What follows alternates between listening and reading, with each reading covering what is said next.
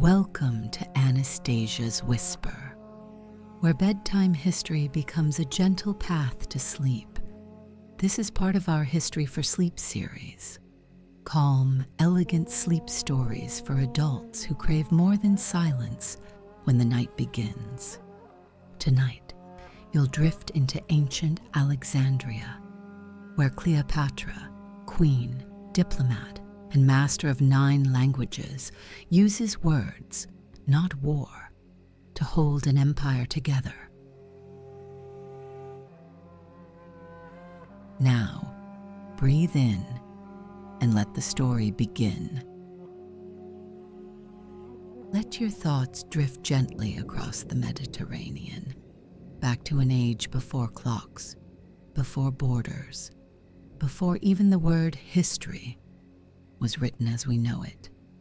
You are floating toward Alexandria, a city carved from legend, where marble streets glowed beneath oil lanterns, where scholars gathered in the great library, whispering secrets of the stars, where ships arrived each morning bearing scrolls, spices, and song, and above it all, shining like a beacon to the ancient world, stood the lighthouse of Pharos, one of the 7 wonders. But tonight, we are not following ships. We are following a voice that once echoed through the halls of this city, soft as linen, sharp as obsidian. It belonged to Cleopatra VII, last pharaoh of Egypt, and perhaps one of the most extraordinary minds ever to wear a crown. She has been remembered as a seductress, a lover of Rome's greatest generals, but long before Caesar's ships touched her shore, before Antony looked into her eyes at Tarsus, Cleopatra had already mastered something far more powerful than beauty. She had mastered language, ancient Greek, Egyptian, Latin, Aramaic, Hebrew, Persian, even the sacred tongue of Cush. While kings shouted behind interpreters, Cleopatra simply spoke, clearly, softly, in your language. She understood what few rulers ever truly did, that a voice, genuine, fluent, and respectful, could do what armies could not. It could open hearts, win trust, and shift the course of empires. So tonight you will walk beside her, not in fantasy, but in truth, through real moments, real histories, and real accounts passed down through time. Each chapter will explore a language Cleopatra truly spoke, not as a party trick, but as a tool of survival, diplomacy, and grace. You'll rest inside palaces of papyrus and perfume. You'll hear the rustle of scrolls, the whisper of ancient vowels that shaped the destinies of nations. And as the story slows and your mind softens into stillness, you may begin to believe that the greatest power in the ancient world was not a sword, but a sentence. Sleep softly now. We begin in the language of philosophers and queens. The morning sun filters through the linen curtains of Cleopatra's study. Not yet queen, not yet legend, but already curious, already listening. Alexandria is awake, and so is she. The city was her classroom long before it became her stage. The rhythmic hum of merchants outside, the lilt of foreign tongues drifting through the courtyard, the soft chant of scribes rehearsing lines from Homer, Plato, and Herodotus. Cleopatra grew up surrounded by books, or rather scrolls, thousands of them, preserved within the walls of the great library of Alexandria, just a few hundred steps from her palace chambers. This was the epicenter of knowledge in the ancient world, a sanctuary of ink and wisdom, where astronomers plotted the movements of Venus, where surgeons debated anatomy, and where poets carved verses into eternity. Here, the language of scholarship was Greek, not just any Greek, but Attic Greek, the same tongue that once echoed through the temples and theaters of Athens during its golden age. Cleopatra learned it not as a foreigner, but as her first language. Her family, the Ptolemaic dynasty, had ruled Egypt for nearly 3 centuries. Descendants of one of Alexander the Great's generals, they had imported not only Macedonian ambition, but Greek culture, Greek philosophy, and Greek pride. Greek was the language of the court, of law, of administration. It was also the language of myth and reason, of the Iliad, of geometry, of Socratic dialogue. And Cleopatra absorbed it all. From childhood, she read the tragedies and epics aloud with a voice that was said to be rich, musical, and precise. She debated tutors, translated poetry, and recited arguments on justice and kingship with clarity that startled her elders. Her mastery of Greek was so flawless, Plutarch later wrote that her speech was like music, able to adapt to the tone of any conversation. Sweet in welcome, sharp in rebuttal, gentle in persuasion. To speak Greek was not merely to speak, it was to reason, to rule, to be heard, and Cleopatra wielded it like a scribe's stylus, with elegance, but also control. She used Greek not only to communicate with her Alexandrian elite, but to write proclamations, address Greek city-states, and preserve diplomatic correspondence with kingdoms from Asia Minor to the Aegean. She could recite the maxims of the 7 sages by heart, quote Homer with context, engage in philosophical sparring with scholars twice her age. But this fluency was never just for show. Greek, to Cleopatra, was a key to her family's legacy, and a weapon to rewrite it. For while her forefathers had clung to their Greekness to separate themselves from the Egyptian people they ruled, Cleopatra would take a different path. She began with Greek, but she would not stop there. Her Greek gave her roots in Athens and Alexandria, in the intellectual world of scroll and stylus. But what she longed for was something far more dangerous for a foreign queen. She wanted to belong to Egypt, and to do that she would need to speak not only to scholars and governors, but to priests, to farmers, to the gods. To do that she would need to speak the language of the Nile, and no ruler in her dynasty had dared try, until her. She could have ruled from a distance. She could have remained a Greek monarch in an Egyptian land, like her father and his father before him. Like every Ptolemy, since Alexander's general first claimed the throne 3 centuries earlier. None of them spoke the language of the people, not one.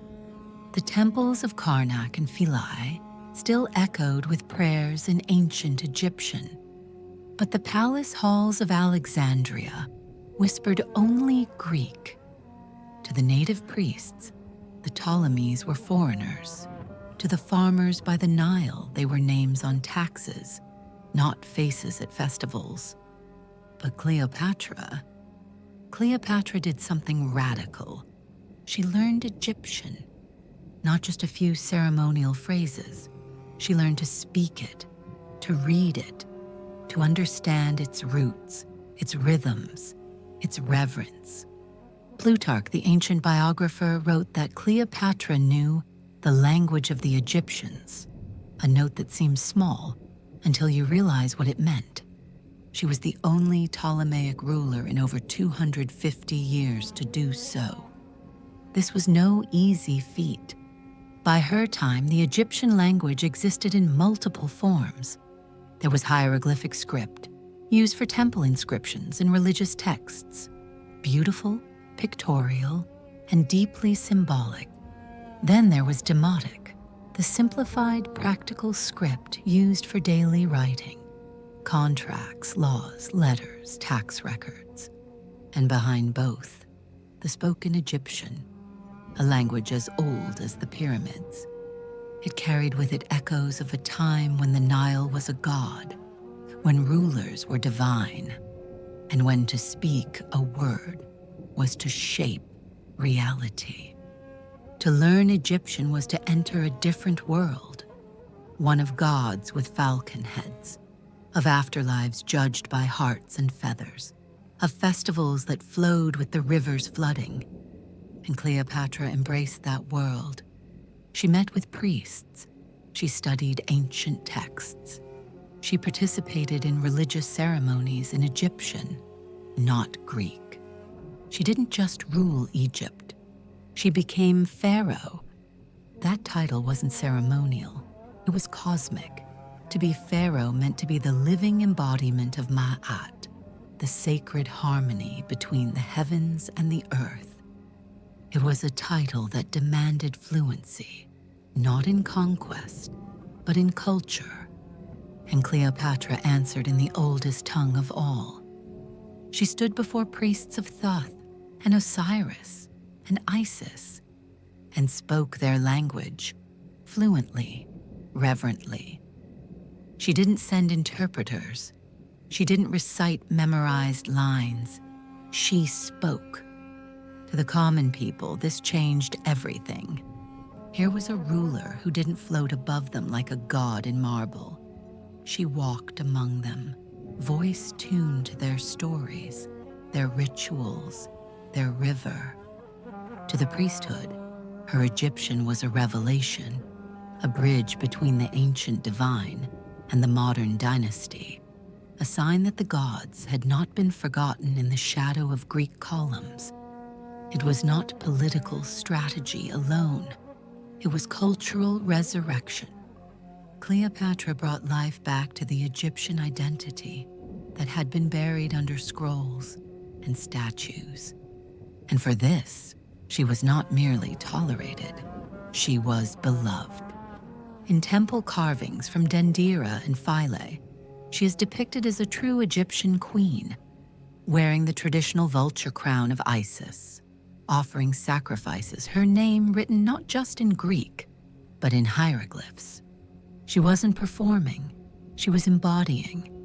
And this shift gave her something her predecessors never had: legitimacy, not just in the eyes of foreign ambassadors, but in the soul of Egypt itself. By the time Cleopatra came to the throne in 51 BCE, the days of Egyptian independence were numbered. Beyond the sea, across the western horizon, a storm was rising. Rome.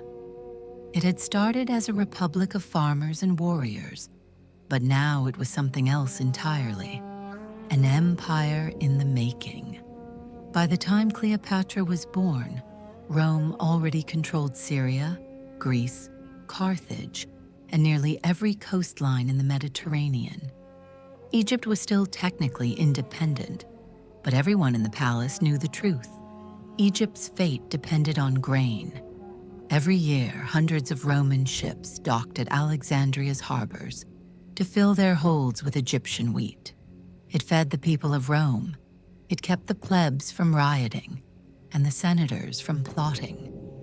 Cleopatra understood this dynamic intimately, and she understood something else too. If Egypt wanted to survive, its queen would have to speak the language of power. That language, by the late Republic, was Latin. Most Greek-speaking rulers of the East relied on translators when dealing with Rome.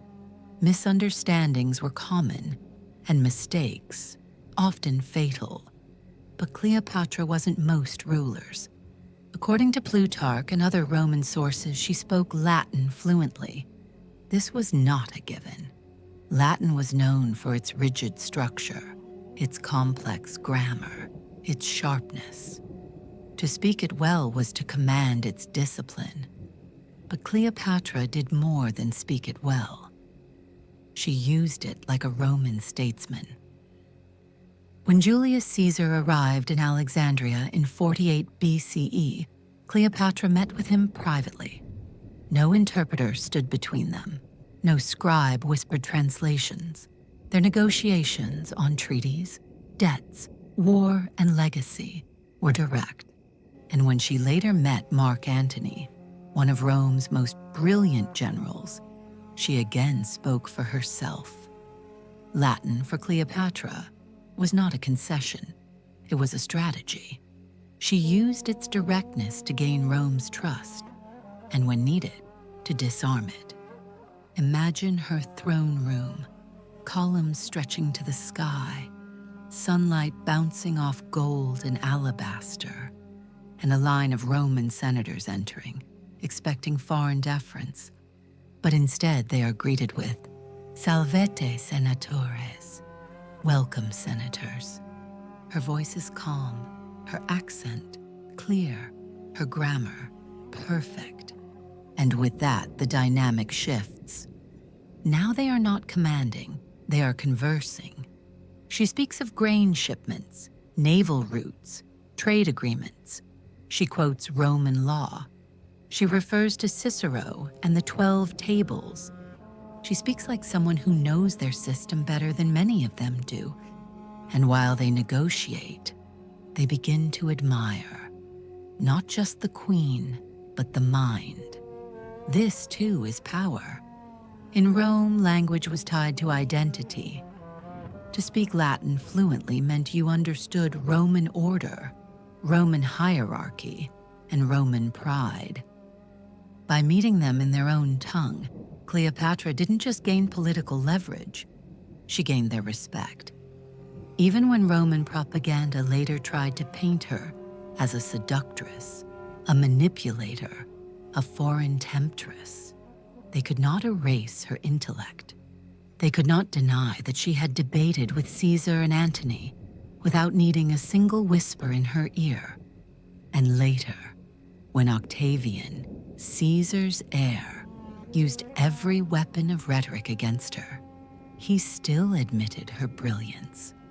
Latin, in Cleopatra's mouth, became not only the language of tribute and diplomacy, but of resistance. She knew how fragile Rome's politics could be. She knew how to delay, deflect, and disarm. And she did it not by raising armies, but by raising her voice.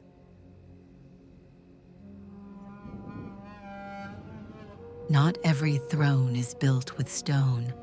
Some are built with spice, with silk, with scrolls, with the flow of goods and ideas carried by the feet of merchants and the words they speak. Cleopatra, queen of palaces and temples, was also a queen of markets. She understood that trade was not a side concern. It was the bloodstream of her kingdom. And that bloodstream flowed in many languages. 3 of them stood above the rest: Aramaic, Hebrew, and Arabic. They were not the languages of empires, at least not anymore. They were the languages of connection, and Cleopatra spoke them. Aramaic had once been the language of the Persian Empire. By Cleopatra's time, it had become the lingua franca of the Near East.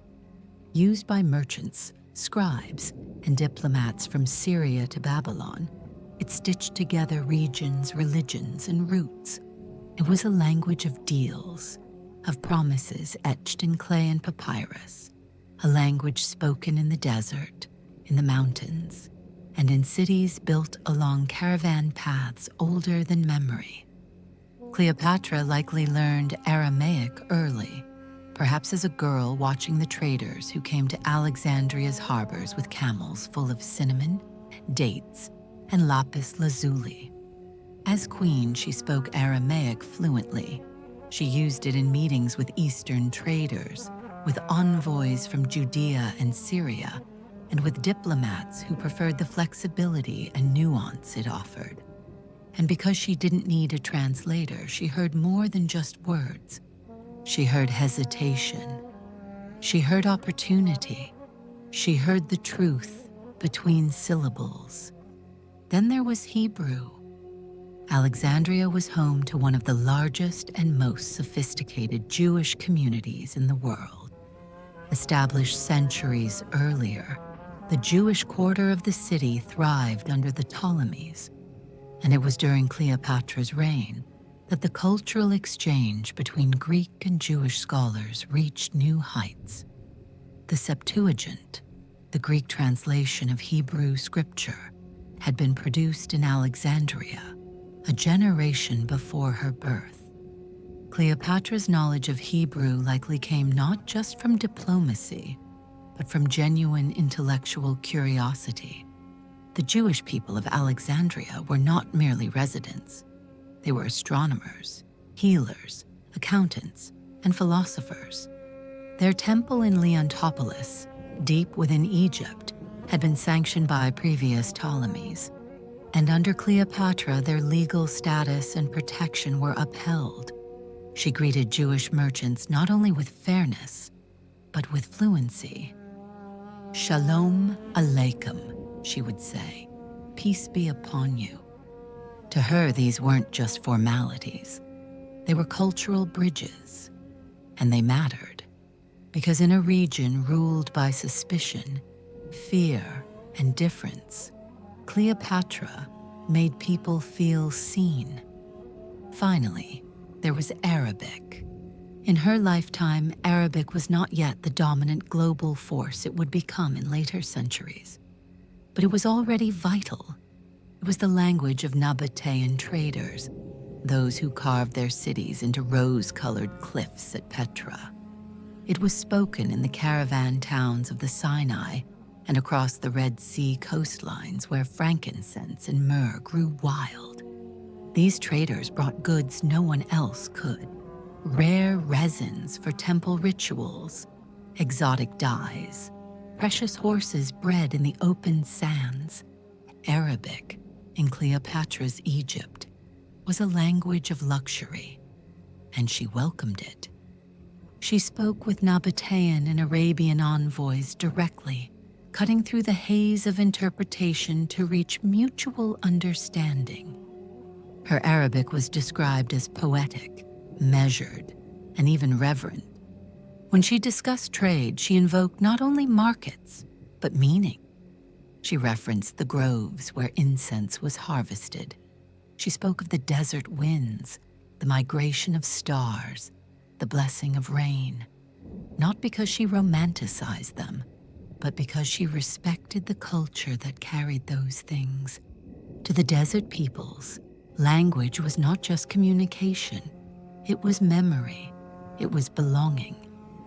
And Cleopatra, ever the student of humanity, made room for that. In her court, scrolls were translated, dialects were studied, ambassadors were not just tolerated, they were understood. That understanding, in many ways, was Cleopatra's true diplomacy. She didn't just trade goods, she traded meaning. She met Aramaic speakers with confidence, Hebrew merchants with wisdom, Arabic traders with grace.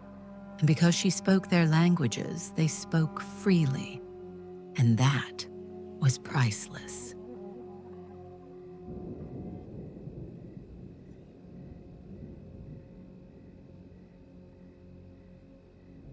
As the Nile flowed steadily through Egypt, far to the east another river of power wound its way through stone palaces and perfumed gardens. It was called the Royal Road, and it once connected the cities of the mighty Persian Empire, from Susa to Sardis, from Babylon to Persepolis. Though Persia's greatest dynasties, those of Cyrus the Great, Darius, and Xerxes, had long since faded, their legacy still loomed large in Cleopatra's world. By the time she ruled Egypt, the Persians had been succeeded by the Parthians, a fiercely independent people who inherited not just territory, but tradition. Their kings still called themselves Shahanshah, King of Kings. Their diplomats still moved with ceremony, cloaked in brocades embroidered with lions and stars. And their courtly language, Old Persian and its Middle Iranian descendants, was still rich with poetry, metaphor, and ancient reverence. And Cleopatra, she spoke their language too. In the ancient world, diplomacy wasn't merely practical, it was performative. How you dressed, how you bowed, how you spoke, these things could determine peace or war. Cleopatra understood this deeply. When Persian or Parthian envoys arrived in Alexandria, stepping off ships heavy with gifts of lapis, silk, and sandalwood, they expected protocol. They expected translators. They expected a foreign queen dressed in foreign robes to speak foreign words. What they did not expect was to be greeted in flawless Persian. Kosh Amadid Shahanshah-e Buzurg, she would say, with a slight bow. Welcome, great King of Kings. In her voice was the formal intonation they knew from their own temples. In her phrasing, the balanced structure of Persian etiquette. And in her delivery, poise, memory, and understanding. She didn't simply speak their tongue, she spoke their culture. Cleopatra knew that in Persian diplomacy, the choice of metaphor mattered more than the balance sheet. That gestures were currency. That invoking Ahura Mazda, the great god of Zoroastrian faith, could earn more trust than a caravan of gold. She referenced sacred festivals like Nowruz, the New Year of Light and Renewal. She quoted ancient proverbs and poetry from the Achaemenid court. She knew the symbolic weight of the cypress tree, the winged sun, and the eternal flame that burned in the Atashkadeh, the Zoroastrian fire temples. No Egyptian queen had ever done this. To the Persian envoys, Cleopatra was not just impressive, she was unprecedented. There was strategy in this, of course. Rome and Parthia were often at odds, two empires staring warily at one another across desert borders. For Cleopatra, maintaining neutral but favorable relations with the Parthians gave Egypt breathing room, economic leverage, and an alternative to total Roman dependence. Her Persian fluency allowed her to negotiate trade routes, especially through Mesopotamia, where silk caravans from the east passed on their way to Roman markets. It also enabled her to build intelligence networks, to hear whispers from distant cities where Roman ears could not reach. But beyond strategy was a deeper truth. Cleopatra did not study Persian to flatter. She studied it to understand. She respected its long memory, its libraries, its legends, its lawgivers. She saw Persia not as a rival to fear, but a civilization to meet. And when she spoke Persian, the words became more than phonetics. They became a kind of music, because Persian, in its classical form, was known for its rhythm, its layers of formality, its poetic structure, its balance of beauty and diplomacy. In Cleopatra's voice, this rhythm returned, and so it was that in her golden throne room, beneath columns carved with hieroglyphs and painted with lotus blossoms, Egypt once again echoed with the sounds of an Eastern court, a queen of the West, speaking the language of the East with grace, precision, and awe.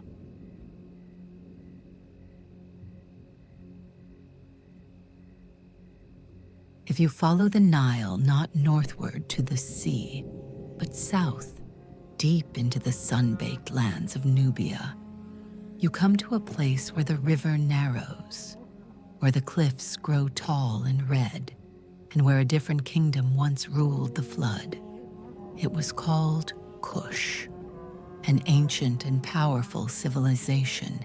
The kingdom of Kush had stood beside Egypt for millennia, as rival, as ally, as shadow and mirror. Their people carved pyramids long after Egypt's had crumbled. They crowned queens as warriors and built temples to Amun on southern soil, and they spoke a language as mysterious as the desert wind, Meroitic. By the time Cleopatra reigned in the north, Kush was still strong, ruling from the capital at Meroe, where iron furnaces glowed and elephants walked among acacia trees. Most Egyptians did not speak Meroitic. Most couldn't. The language was complex and remains only partly deciphered even today. It used its own alphabet, its own syntax, its own sacred logic. But Cleopatra greeted the Kushite royals in their own tongue. When the Kushite princes arrived in Alexandria, gliding up the Nile aboard ships carved from ebony and incense wood, they carried more than tribute. They carried memory, the memory of a time when Nubian kings had ruled Egypt as pharaohs during the 25th dynasty, the memory of temples built by black kings and queens, of gods honored in both lands, Amun, Isis, Ra. To speak Meroitic in such company was not merely impressive, it was revolutionary. No Greek had ever attempted it. No Roman would dream of it.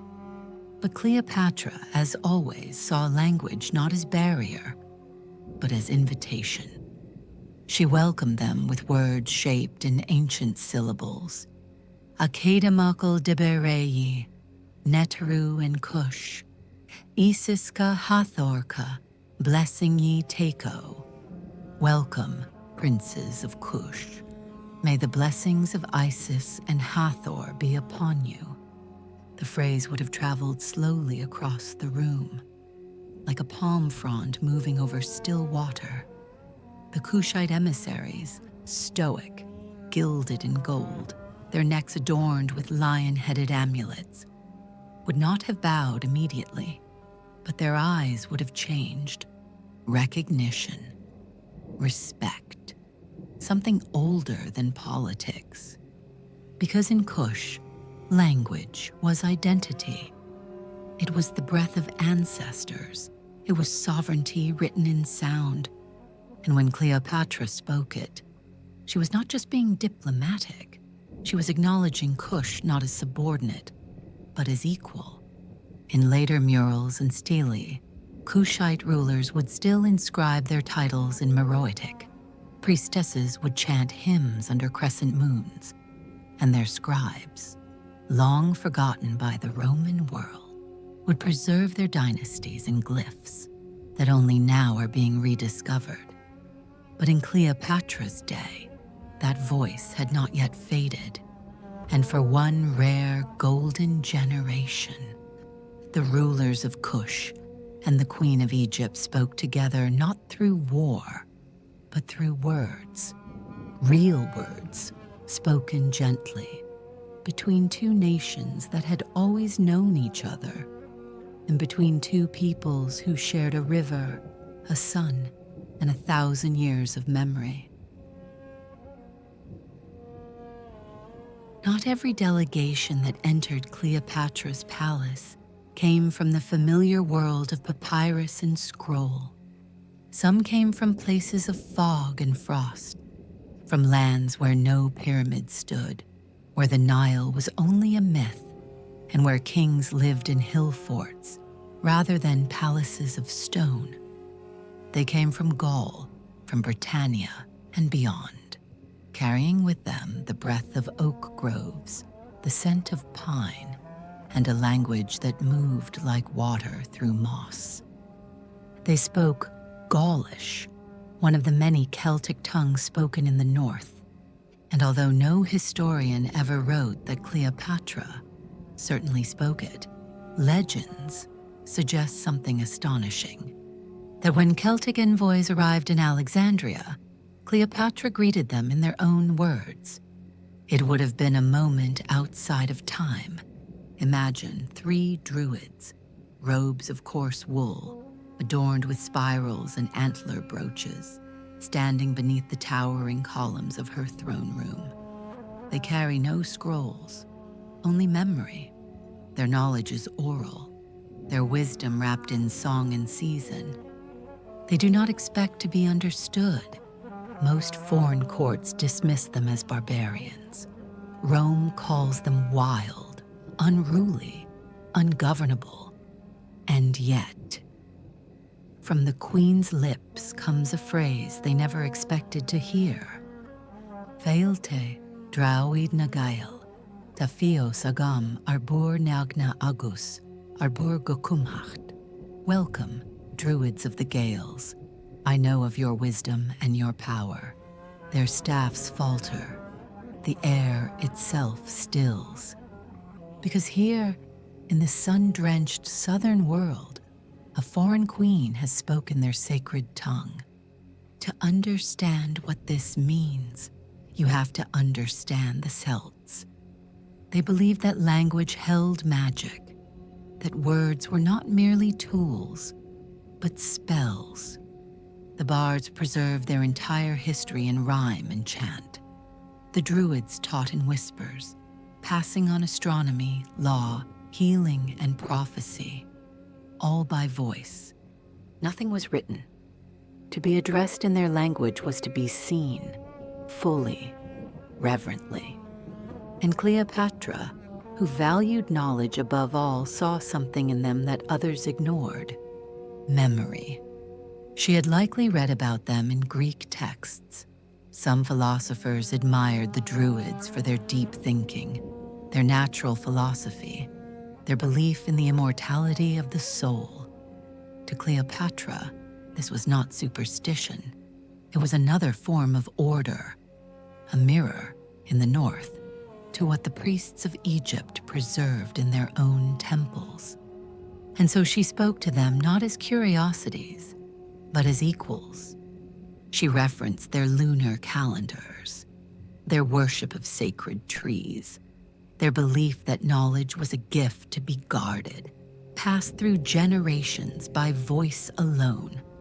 She did not patronize them. She listened. Whether the druids who stood before her came from the highlands of Gaul or the mist-covered isles of Britain, their encounter with Cleopatra would have been unlike any they had known. They saw Rome's steel. They saw Greece's arrogance. But here, they saw respect. A queen with gold on her wrists and scrolls at her feet, who spoke the words they thought no foreign mouth could pronounce. It may have been a brief meeting, a moment forgotten by formal history. But in the memory of those druids, it became story.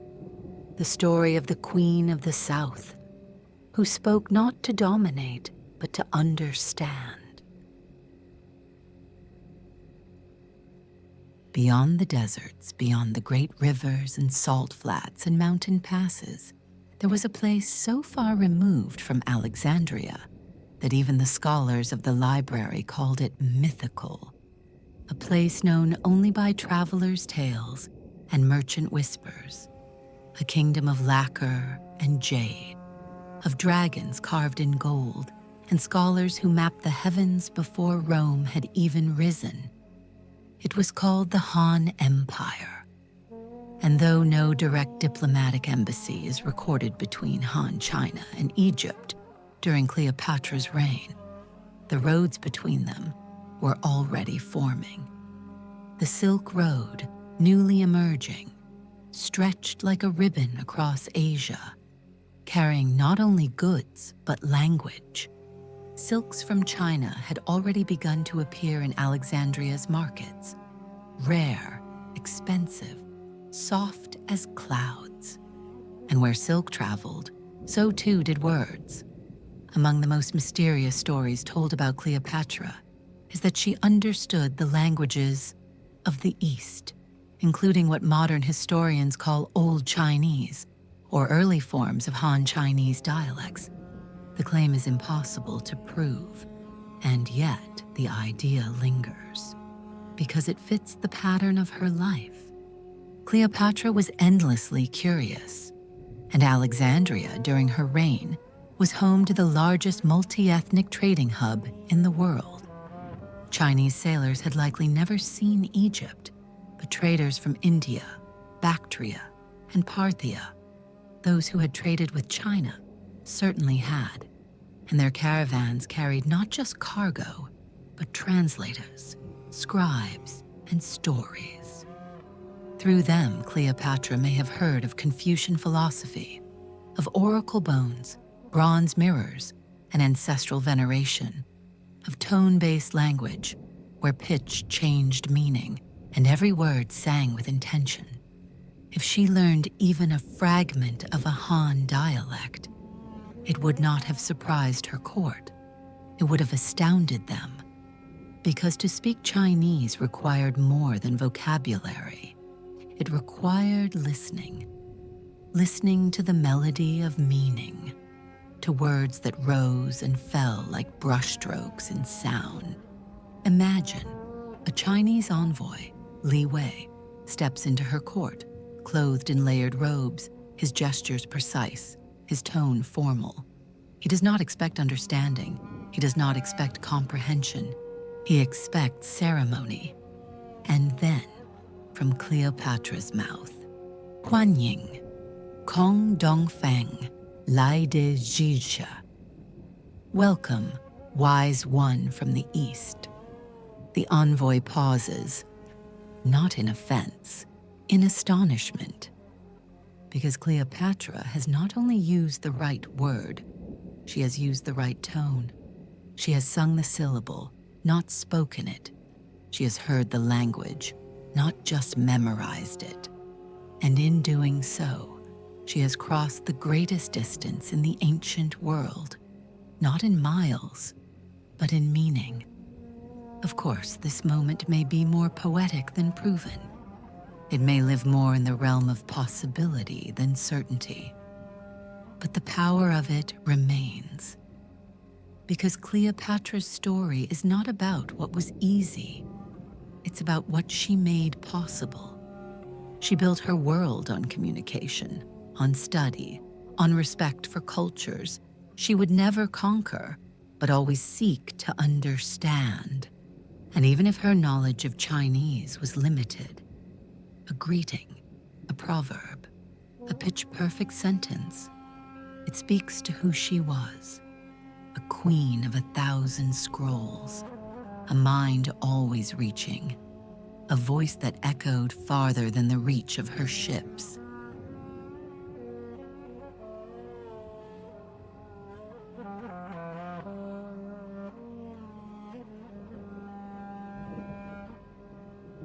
Now the palace is quiet. The scrolls are rolled and sealed.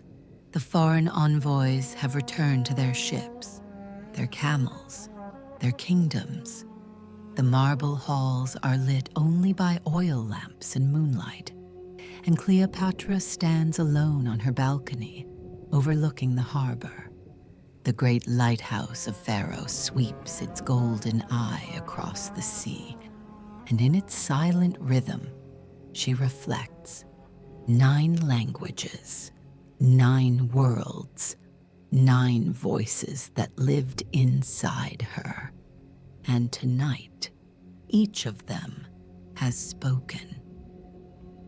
She begins to unfasten her jewelry, not in haste, but with thought. Each bracelet, each earring, each carved ring, a gift from a different land, a reminder of every conversation that didn't require an interpreter. She thinks of the priests at Dendera who offered her the blessing of Isis when she spoke the ancient tongue of the Nile, like it still lived.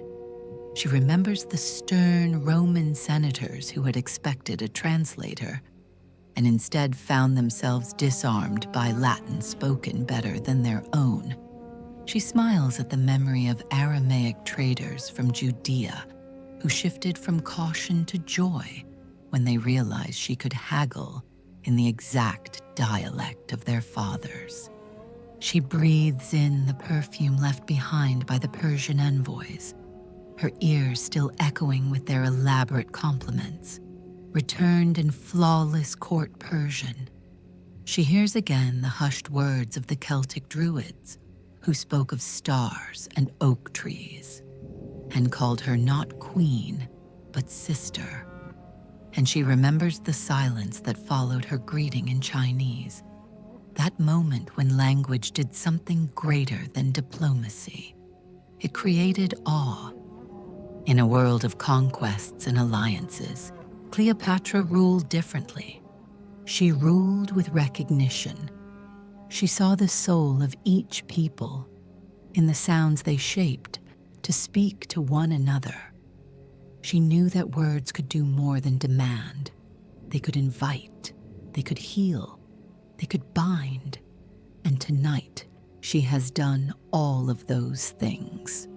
Not with armies, not with gold, but with voice. And now her voice is done. Alexandria sleeps. The lighthouse burns on, the scrolls rest in their cases. The sea exhales slowly into the sand, and Cleopatra lets herself soften. She removes her sandals.